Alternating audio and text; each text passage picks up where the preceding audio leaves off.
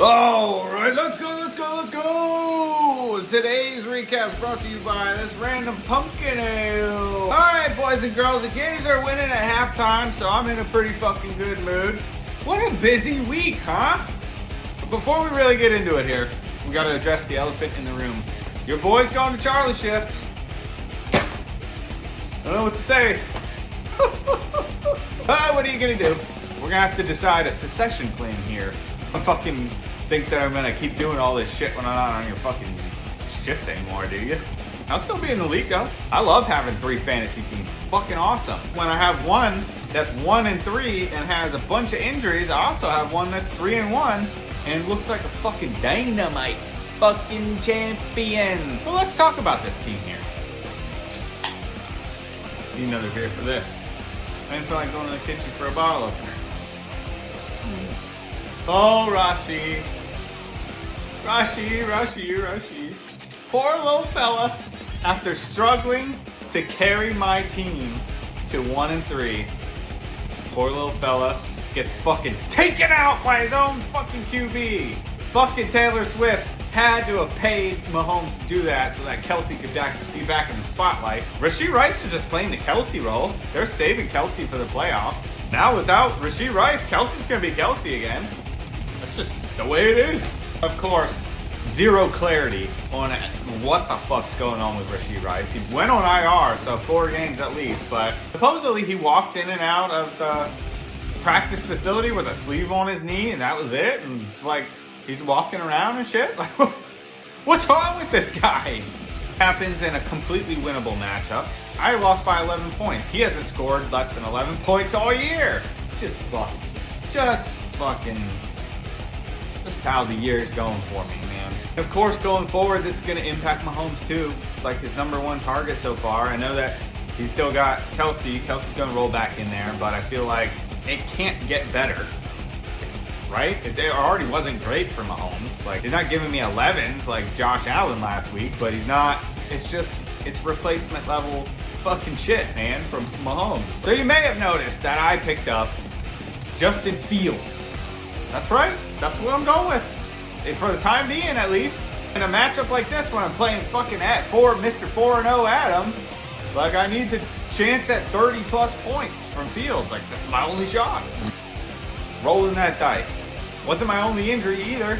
Khalil Shakir's rolled up his ankle or something. He's got a swollen ankle. He's out this week. So I got the fucking donut maker himself, Mark Andrews. 2 straight zeros. The fuck? This close to cutting him. This close. But of course, if I cut him this week, he will score 2 touchdowns. And I can't deal with that emotional trauma. So I'm gonna fucking keep him and play him. I've legitimately been contemplating a happiness hedge and just betting the under on everything related to Mark Andrews. Just bet all of his unders. Receptions, yards, it's like 25.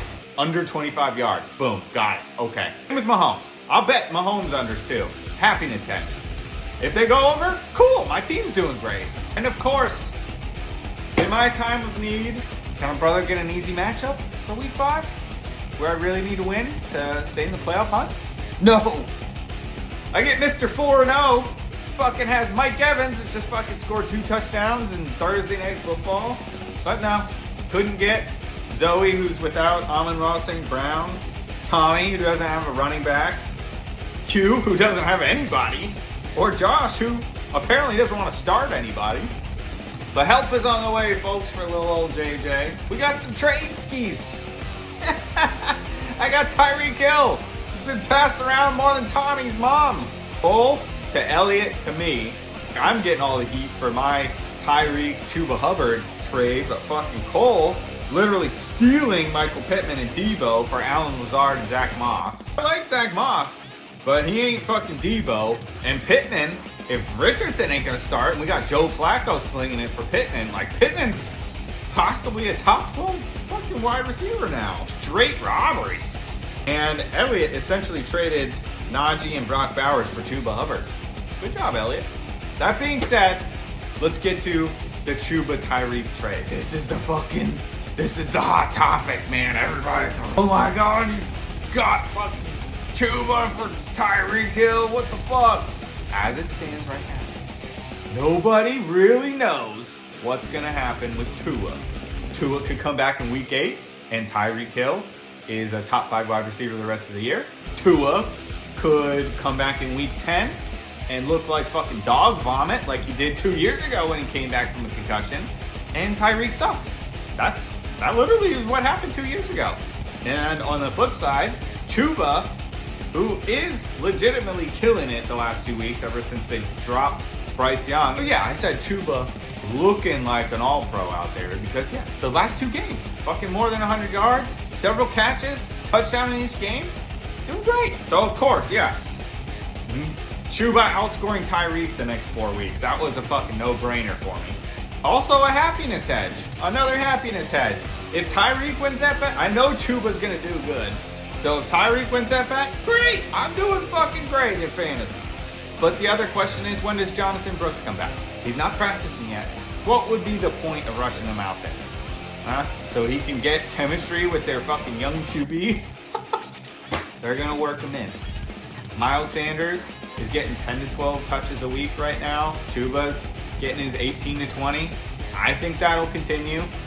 When Jonathan Brooks finally is healthy enough to suit up, he's going to get that 10 to 12, at least for several weeks. Chuba's going to get the 18 to 20.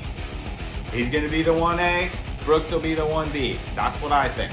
Oh, we got the does Jonathan Brooks outtouch Chuba before the bye week, which is week 11. I say no. All right, moving on to an actual bit of league news. Actually, I'm going to make the executive decision to move waiver day to Thursday. The league is just like fucking us with injury. Tuesday night when we go to bed, we know nothing about injuries. Nothing. So we're just going to push it out as much as we can. Waivers will run Thursday morning. I'll make that change starting, this upcoming week. So week 6 waivers will be on Thursday. Anyway, that's all I got for you this week. Good luck, everybody, and blessings on all of your fantasy teams.